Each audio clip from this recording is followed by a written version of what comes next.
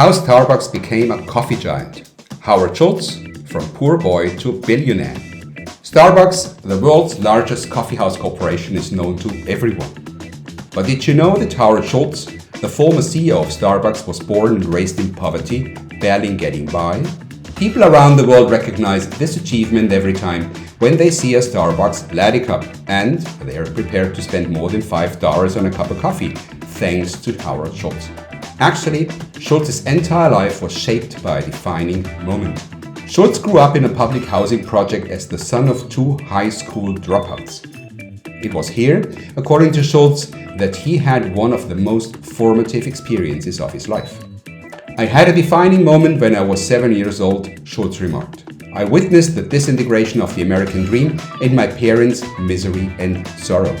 Those scars from shame are still with me now." On the other hand, Schultz's mother urged him to get an education to have more opportunities. He was awarded an athletic scholarship to Northern Michigan University, but while there he decided not to participate in sports. Instead, Schultz worked in a variety of side jobs, both in school and after graduation. To help pay for his studies, he worked as a waiter and even sold his blood. Then he discovered Starbucks. Back then, Starbucks was just a coffee roaster and a coffee shop. However, when Schultz joined Starbucks in the early 80s, he was confident to achieve an apparently unachievable goal: becoming widely recognized as a premium brand. Schultz never wanted Starbucks to stay small like other regional chains such as Peet's.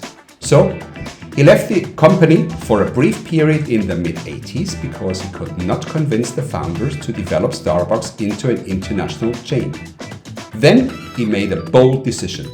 He bought the Starbucks name and 17 stores from the company founders and started to build one of the most epic retail enterprises in history.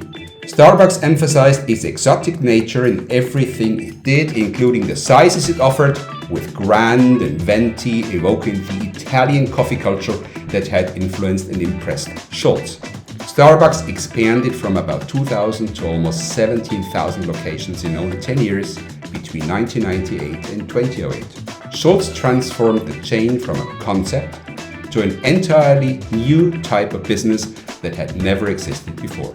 Today, Starbucks has over 34,000 locations in 80 countries, with net revenues of $29 billion and an enterprise value of almost $100 billion.